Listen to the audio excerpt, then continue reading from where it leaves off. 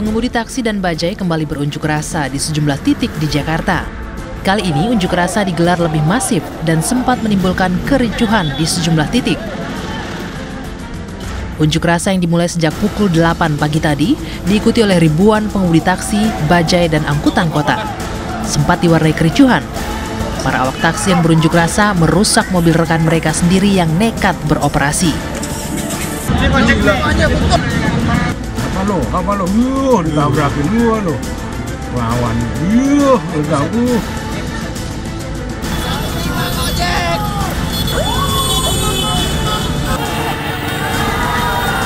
Di kawasan Semanggi, pengemudi Gojek dan Grab Bike sempat menjadi sasaran amuk massa.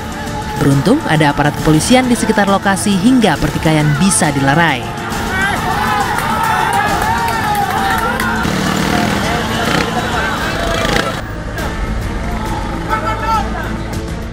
Sementara sejumlah pengemudi Gojek dan Grab Bike sempat melakukan perlawanan balik. Sebuah bajai berbahan bakar gas menjadi sasaran kemarahan para pengojek online yang tidak terima rekan mereka dipukuli sebelumnya.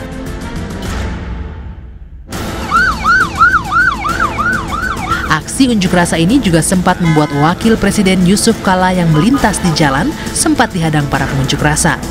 Demi keamanan, Wakil Presiden pun dipindahkan ke mobil Pas Pampres yang tengah mengawal. Jadi satu ya.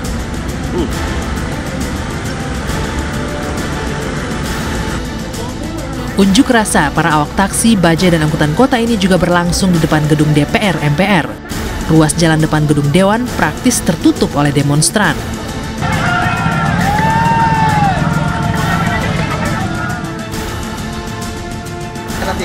Seperti diketahui, aksi unjuk rasa ini adalah buntut dari tuntutan para pengemudi taksi dan bajai atas keberadaan layanan angkutan beraplikasi GrabCar dan Uber yang berbasis online dan menggunakan kendaraan berplat hitam. Mereka menuntut Menkominfo untuk menutup aplikasi tersebut. Keduanya dianggap telah mengakibatkan pendapatan mereka turun drastis. Sementara Menkominfo Rudiantara, usai rapat terbatas, merespon. Pak Jonan bilang apa? Kalau dari Menkominfo sendiri apakah? Enggak, Pak Jonan bilang apa? Izin dulu jadi angkutan umum. Kalau dari Menkominfo sendiri untuk aplikasi ini bagaimana, Pak? Sepengetahuan saya, angkutan bukan online-nya, angkutan yang plat hitam itu di DKI yang tadinya bekerja sama dengan aplikasi online sudah membentuk koperasi. Dari izin koperasinya sudah dikeluarkan Menteri Koperasi minggu lalu, dan akhir minggu lalu berdasarkan surat koperasi ini sedang mendaftarkan di PTSP DKI. Saya juga sudah bicara dengan Pak Gubernur DKI, karena kan Pak Gubernur yang penting level playing field sama pajak. Jadi kalau nanti sudah koperasi ini disahkan sebagai badan usaha dalam konteks car rental, nah mereka yang akan bekerja sama dengan penyelenggara aplikasi transportasi. Sedangkan Menteri Perhubungan Ignatius Jonan masih tetap kukuh pada pendiriannya bahwa transportasi berbasis online tetap harus mengikuti Undang-Undang Nomor 22 Tahun 2009 tentang lalu lintas dan angkutan jalan. Yang pertama, seperti juga dijelaskan Bapak Presiden, bahwa kalau demo kan haknya, tapi tidak boleh anarkis dan tidak boleh merusak dan sebagainya. Yang kedua, kalau demo taksi begini, kan kalau penggunaan sistem online itu kan teknologi ya, sebenarnya kan nggak masalah ya. Jadi taksi biasa juga bisa menggunakan itu, mau Uber taksi, mau apa dan sebagainya. Hanya semua kendaraan umum itu harus didaftarkan. Satu, ini untuk keamanan penumpang sendiri. Yang kedua, itu harus dikir lah, bentuk kirnya bagaimana, sudah ada standarnya ya, ini untuk keselamatan. Itu aja. Para pengunjuk rasa berjanji akan kembali menggelar aksi lebih besar jika tuntutan mereka tidak terpenuhi.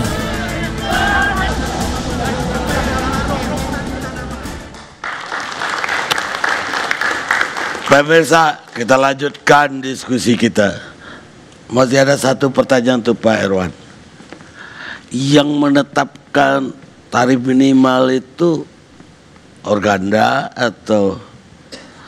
Jadi ada prosesnya, Pak. Jadi setiap ada perubahan komponen dalam penentuan tarif, nanti Organda mengorganize seluruh perusahaan angkutan taksi, khusus taksi ya Pak, untuk menentukan tarif itu dasarnya nanti mereka melakukan perhitungan terhadap komponen-komponen yang mempengaruhi terhadap tarif. Seperti kenaikan bahan bakar, spare part, harga mobil, inflasi, segalanya lah diperhitungkan. Nanti setelah mereka godok, mereka bawa ke Organda, dimeetingkan nanti di levelnya kepala dinas. Setelah disetujui baru minta persetujuan gubernur Pak. Ini nanti ada 2 tarif biasanya, ada tarif atas dan tarif bawah. Ya, tapi maksud saya yang punya decision ya untuk tarif atas atau tarif bawahnya. Itu keputusan bersama Organda Pak dengan perusahaan taksi ya. Dengan perusahaan taksi. Iya. Bukan perorangan. Bukan sewenang-wenang juga menetapkan tarif Pak. Enggak sewenang-wenang tapi bisa dengan keputusan Organda bersama, ada keputusan kepala dinas, ada persetujuan gubernur, SK gubernur, sehingga perusahaan taksi yang kecil maupun yang besar tidak ada yang saling nyikut karena mereka ikut ya, tapi mainnya. bisa juga kemahalan karena kepentingan dari pemilik taksi tok. Artinya oligopoli yang terjadi. Ya, tapi selama ini kan kita lihat kan enggak pernah ada gesekan loh Pak. Enggak, antara anggota pasti enggak ada gesekan karena harganya sama. Iya. Tapi harga ini jangan-jangan kemahalan sehingga bisa disaingin dengan harga murah. Ya, tapi kenyataannya sekarang kan yang timbul masalah sekarang kan bukan di sana Pak. Karena ini kenapa munculnya rakyat lebih lari ke Uber atau ya, dari perizinan aja sampai pool aja itu bukan main Pak yang diurus Pak. Panjang tuh Pak. Nilai investasi besar sekali Pak Karni. Bukan cuma masalah penentuan tarif yang kita lihat, tapi dasar penentuan tarif itu dihitung semua Pak. Karena begini, ketika BBM naik, Organda sepakat naikin kan. Iya. Ketika BBM turun, nggak ada. Spare part nggak pernah turun Pak. Iya, tapi ke BBM dari sisi BBM dulu lah. Ketika BBM turun, nggak ada kesepakatan turun. Iya, tapi pengaruh penurunan BBM dibandingkan dengan inflasi dan kenaikan spare part, kayak ban, spare part itu jauh lebih besar Pak. Ya saya tahu, tapi ketika menaikkan kan semua unsur itu udah dihitung. Iya, kalau dihitung unsurnya sebetulnya harganya tidak bisa turun tarif taksi itu. Ini nanti Organda bisa jelasin. Tapi prinsipnya bahwa dalam penentuan tarif kami tidak melakukan secara sewenang-wenang, tapi tetap melalui Organda. Ada organisasinya, ada aturannya semua. Baik Pak, karena begini Pak, orang dari Bekasi ke bandara kalau naik RSP bisa kena 200, 150, 200. Tapi kalau orang pakai Uber sama Grab bisa 80.000 doang. Artinya ini jauh sekali Pak. Jadi saya belum lihat bahwa ini semata-mata oleh gara-gara dia nggak kena pajak. Seandainya dia nggak kena pajak, mungkin turunnya itu antara 200 jadi 150. Kalau menurut prinsip saya, bagusnya nanti yang pakai seperti yang kita bilang ilegal ini, coba aja urus perizinannya dulu Pak, syarat-syarat ketentuannya, investasi yang dia lakukan, baru kita ketemu nanti apakah yang kita tetapkan ini tinggi atau mahal. Baik, sekarang Pak Jan Peter.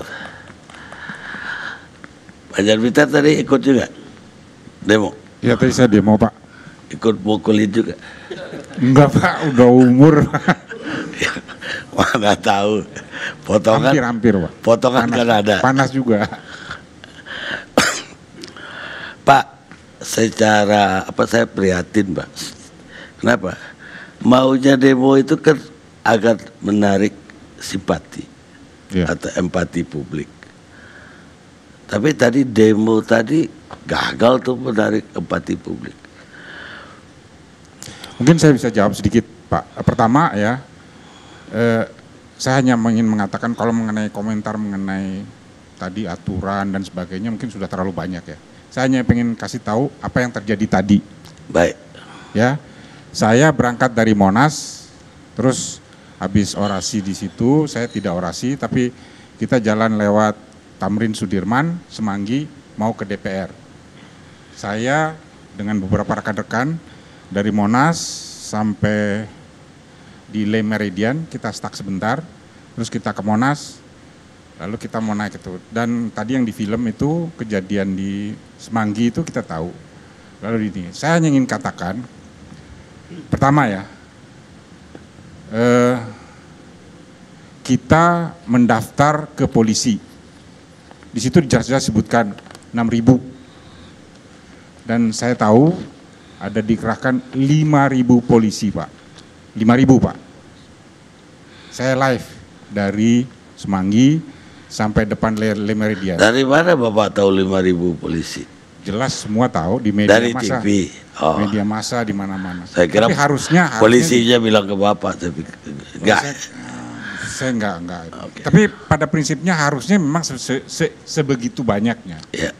Nah, yang terjadi waktu kita di Le Meridian itu memang beberapa teman nyuruh yang di bus turun, saya lihat benar.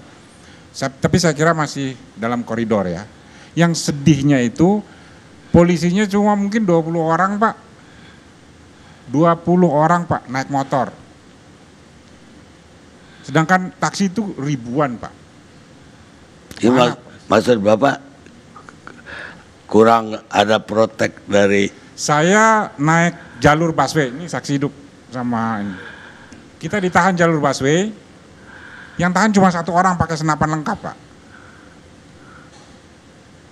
Saya sudah mau masuk, saya pikir ini, akhirnya Pak Lutfi bilang, Pak kita mundur aja. Saya mundur, Pak. Jadi saya hanya ingin katakan ya, kalau memang kita sekian banyaknya, kemana Pak polisinya? Saya tadi sore ditelepon sama teman-teman, Pit, lu mesti tahu ini mungkin ada grand design. Saya bilang grand design apaan? Kita nggak perlu grand design. Yang kita minta itu sangat jelas, Pak Karni. Sangat jelas, ndak neko-neko. Kenapa hal ini terjadi? Jadi itu saja Bang Karni. Mungkin ada teman-teman yang mau kasih komentar. Boleh kalau ada analisa aja. Ada sedikit saya mau tambahkan, tadi mungkin menurut pemikiran saya dalam aplikasi ini. Jadi menurut aplikasi ini, menurut pemikiran saya justru yang salah itu aplikasinya, Pak. Jadi aplikasi... Kurang kuat suaranya. Kayak di karaoke aja coba. Ya. Jadi menurut saya yang salah itu yang pertama yang jadi bengkeroknya di aplikasinya, Pak. Kenapa saya berkata seperti ini? Menurut saya orang bodoh, itu aplikasi itu kenapa dijual ke pribadi? Seharusnya aplikasi itu dijualnya ke umum. Seperti contoh Grab taksi, satu produksi sama Grab car, itu tidak ada masalah, Pak. Aman. Lalu Uber, kenapa dijual juga ke pribadi? Jual juga ke angkutan taksi yang sudah resmi. Banyak, pasti menerima. Itu pasti aman, Pak. Kita bekerja sama, loyalitas. Ini yang justru yang salah adalah aplikasi yang jadi bengkeroknya. Sekian, terima kasih. Bapak sependapat yang salah aplikasi? Saya sebenarnya nggak sependapat, Pak. Jadi nggak apa-apa, Pak. Saya pikir kita normal ya. Iya. Saya punya pemikiran. Ya karena bukan aplikasi bisa dijual. Bukan, Pak. Gini, saya mengalami sendiri, Pak Bang Karni ya. Masalah aplikasi. Ada Grab car, ada Grab taksi, Pak. Ya.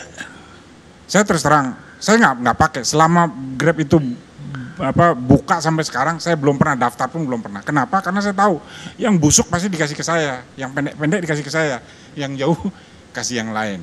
Itu bisa terjadi. Makanya saya pikir itu bisa terjadi ini. Tapi saya hanya ingin katakan satu, Bang Karni.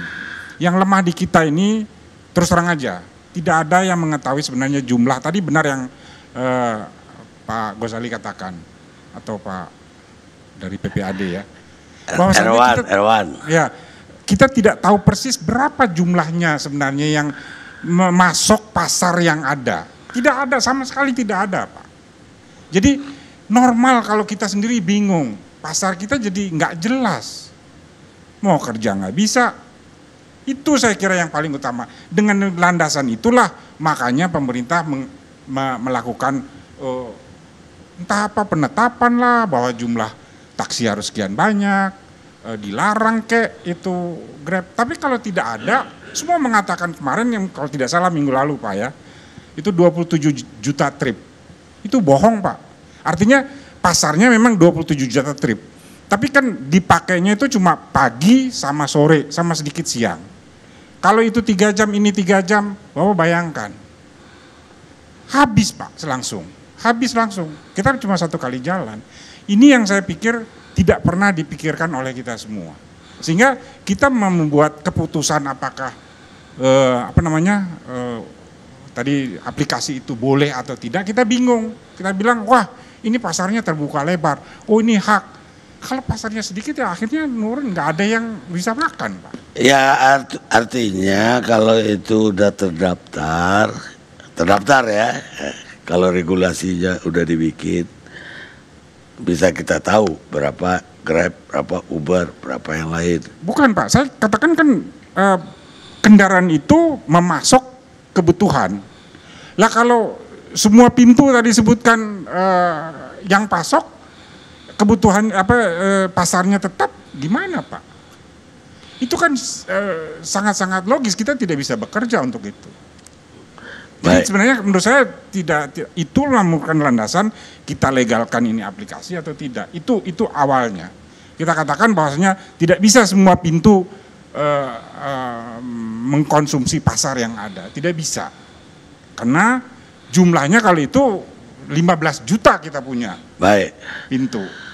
Tapi kembali ke Bapak ikut demo tadi, Bapak setuju gak tuh teman-teman memaksa sopir lain yang bahkan satu armada untuk juga berdemo? Ya saya sih terus terang aja Pak, ini live ya terus terang ya. Yeah. Saya di teman saya pagi-pagi itu ada teman-teman dari Bluebird dan Express yang masih pagi-pagi ya mengangkut penumpang. Kita kasih tahu sebentar, antar dia sampai ada nih orang ini. Sudah itu ikut demo. Saya kira itu masing-masing teman-teman tentu punya cara yang berbeda-beda. Sulit diatur sekian ribu, 6.000 orang diatur semua sulit Pak. Tapi mungkin perlu juga teman-teman para pengemudi taksi tahu bahwa demo itu atau unjuk rasa adalah hak. Tapi untuk tidak berunjuk rasa juga adalah hak seseorang. Harusnya tidak bisa dipaksa untuk ikut berunjuk rasa. Baik, saya sekarang ke Organda. Pak Sinungan. Selamat malam Pak Karni. Selamat malam Pak. Gimana Bapak lihat peristiwa hari ini? Ini merupakan keprihatinan yang seluruh kita alami lah ya. Jadi 2 tahun yang lalu saya pernah bicara dalam beberapa forum. Ini kalau dibiarkan nanti akan terjadi benturan anak bangsa ini. Ya kan, ini yang jadi, bahkan seminggu yang lalu saya sempat ngomong di forum ini juga. Kalau pemerintah nggak segera menyelesaikan ini bahaya saya bilang, bisa terjadi benturan. Akhirnya ya walaupun kita juga melihat, menurut saya tidak terlalu anarkis lah yang tadi. Cuma itu kan ada situasi emosional yang dibentuk dan dibuat. Bahkan saya sendiri melihat seperti ada rekayasa itu kejadian. Tapi ada yang injak taksi, ada yang justru saya pertanyakan orang. Kan mereka yang demo, mereka yang unjuk rasa, mobilnya sendiri dihancurin. Jadi saya tanda tanya, ini ada aneh. Enggak, teman ada, ya, teman ya, satu armada, ya, masih juga bawa penumpang, ya, maka diinjak taksi. Kan aneh juga, kenapa kok artinya itu dari kelompok perusahaan-perusahaan yang supirnya unjuk rasa kan, mobilnya kok dihancurin, mobil temennya katakan gitu ya, kan ada rada-rada aneh saya. Bahkan ada beberapa foto-foto yang saya lihat kok aneh ini semua. Itu nah, tapi oke, terlepas dari itu Pak, ya itu situasi. Masa itu beda Pak. Ya. Psikologi masa mereka berubah ketika jadi. Itulah kenapa saya beberapa kali sampaikan, ini negara harus benar-benar hadir. Pemerintah mesti tampil menyelesaikan persoalan ini dan tentunya. Minggu lalu kita udah bicara ini. Apa yang dilakukan pemerintah dalam seminggu ini? Bapak sebagai organda, Bapak tahu. Jadi yang pemerintah lakukan justru cuma membantu terbentuknya koperasi untuk mengakomodir adalah anggota-anggota daripada Uber atau GrabCar. Nah ini pada prinsipnya kita sih nggak ada masalah itu wadah. Memang sesuai peraturan pengelola angkutan umum itu kan harus berbadan hukum, itu amanat undang-undang. Ini ada rekan kita Bang Ruhut ini kan. Amanat Undang-Undang nomor 22 tahun 2009 kalau tidak BUMN, BUMD, PT atau koperasi. Tapi tidak CV, saya merevisi. CV tidak masuk di dalam undang-undang. Nah, kalau dibentuk pun koperasi, yang paling penting wadahnya sudah legal, proses permohonan perizinan sesuai di daerah masing-masing. Kalau di Provinsi DKI ya ke gubernur atau ke Dinas Perhubungan. Selesai itu pun tentunya ada ketentuan-ketentuan lain yang mesti diikuti, gitu ya. Sampai artinya kendaraan itu dia bisa saja plat hitam, disebut rental dia bisa plat hitam, nanti ada kode-kode khusus. Tetapi tetap dalam kontrol Dinas Perhubungan di dalam operasional. Apa yang dilakukan Organda supaya DKI melakukan tindakan atau langkah lah agar tidak terjadi peristiwa kayak hari ini? Saya sendiri juga tetap Organda DKI. Ya, kita berkoordinasi tetap, bahkan kita mengimbau memberitahu kepada seluruh PPAD ini ya, kita briefing supaya tidak melakukan aksi-aksi yang sifatnya anarkis. Kemarin pun sebelum dilakukan demo hari ini, unjuk rasa hari ini, itu sudah diundang sama Polda Metro melalui Dirintelkam, ya kan, supaya benar-benar unjuk rasa hari ini berjalan damai gitu. Tetapi kenyataan dari pagi kita lihat sudah ada sedikit-sedikit insiden kecil lah menurut saya. Tidak seperti yang terjadi di Paris atau di Brazil ya. Ya, tapi kecil-kecilan ada jari yang putus hari ini, Pak. Ya tentunya kita tidak semua harapan itu bisa terjadi. Tapi yang paling penting Pak Karni, menurut saya ini mesti segera pemerintah mesti tegas hadir menyelesaikan. Saya pikir dua kementerian ini mestinya bisa menyejukkan nih PPAD nih. Karena ini sebenarnya yang jadi persoalan ini di para supir, bukan di pengusahanya, walaupun ada dampak terhadap pengusahanya ya, gitu loh. Iya, tapi seperti yang saya bilang tadi, para supir nuntutnya Kominfo. Kominfo itu cuma soal aplikasi. Aplikasi itu semua orang bisa bikin aplikasi. Hari ini gaji tiap hari juga bisa. Jadi kalau mau dicabut gak ada gunanya itu. Perhubungan. Kalau gitu saran Pak Karni perhubungan mesti bertindak apa kira-kira? Ya koordinasi dengan gubernur supaya law enforcement terhadap taksi yang ilegal dilakukan. Itu menurut saya. Tanpa law enforcement enggak mungkin. Jadi Organda sendiri tahun lalu saya pernah sampaikan sudah melaporkan persoalan ini ke Polda Metro di bulan Februari Pak. Tanggal 24 Februari masih ingat kita laporkan kepada pihak Polda Metro ditangani oleh Krimsus. Sampai sekarang hasilnya pun kita belum jelas gitu loh. Makanya Bapak lapornya ke Jonan supaya Jonan yang perintahin atau minta Polda Metro sama gubernur melakukan law enforcement. Hanya dengan demikian, ini alamatnya salah. Kalau saya jadi Menteri Kominfo juga bingung saya mau apa ya. Yang sebenarnya menjadi salah itu pada saat aplikasi tersebut ditomplengin ke plat hitam. Jadi gini, itu kan ketika sebenarnya Grab itu taksi ya, awalnya Grab taksi tampil, ini dia udah benar. Karena dia connect-nya ke operator taksi yang resmi. Sejalan dengan itu perkembangan Uber berkembang lebih baik, dia kelihatannya Grab nih melihat peluang juga sehingga dia masuk lagi, nah berkolaborasi lagi. Akhirnya semua tambah kacau. Itu yang jadi persoalan apa yang disampaikan teman-teman tadi. Nggak tahu kita berapa besar jumlah armada yang katakanlah kalau kita menyebutnya illegal transport, ya kan nggak tahu berapanya. Sementara di DKI sendiri terakhir hasil kajian daripada konsultan juga melibatkan pihak UI, itu Jakarta itu diperlukan jenis angkutan umum taksi itu 35.000. Sebelumnya itu ada alokasi sekitar 29.000 plafon untuk DKI. Yang baru terpenuhi itu 27.400 yang kemarin juga saya sampaikan jumlah taksi itu. Nah, Pak, ini besok-besok bisa terjadi lagi nggak? Nah ini mesti pertanyaan bisa terjadi lagi unjuk rasa apa enggak, ini mesti cocoknya ke PPAD Pak. Iya, Bapak sebagai pengusahanya tanya dong karyawannya. Jadi Bisa ini gini bisa Pak, di stop nggak? kalau Nggak kita terjadi. sudah sebenarnya Organda Pak tidak menginginkan adanya unjuk rasa. Jadi Bapak percaya nggak kalau saya sempat dilecehkan sama mereka? Bapak sih nggak persoalan katanya, perusahaan Bapak banyak, Bapak tutup yang di sini masih ada yang di situ. Nah bayangkan Pak, muka saya ngedenger itu, waduh sempat naik juga pitam. Tapi ya udahlah, ini namanya supir udah bicara tentang perut. Nah ini kan persoalan. Jadi makanya waktu mereka konsultasi sama saya tentang, kok Organda nggak turun Pak? Saya bilang kita melalui proses hukum, prosedur hukum kita sudah jalankan. Oh kalau Organda nggak sanggup turun, kami yang akan turun. Betul nggak kira-kira? Ini ada teman-teman dari PPAD ini. Jadi itulah karena saya sih berharap tidak ada lagi unjuk rasa yang lain. Tetapi tentunya kita juga dari Organda berharap pemerintah ini benar-benar lihat ini. Jangan sampai berkembang lebih besar lagi situasinya. Kan ini saya dengar nih Pak, ada beberapa daerah besok juga akan aksi. Ini kan repot nih kalau dibiarkan terus-menerus gitu. Kalau jadi gimana? Mungkin nggak mulai besok nggak ada lagi. Tergantung Pak. Tergantung siapa? Tergantung pemerintah. Saya perlu klarifikasi mengenai tadi aplikasi yang katanya salah alamat ya Pak.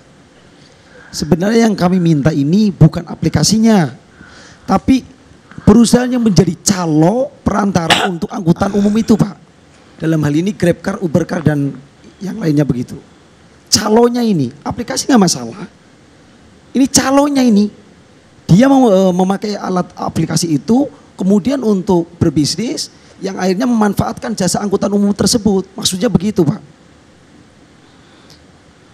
Itu. Ya, tapi kalau aplikasinya ditutup pun, seperti saya bilang tadi, besok bikin Uber Cup, lusa Uber Cup, kita lihat dulu sejenak.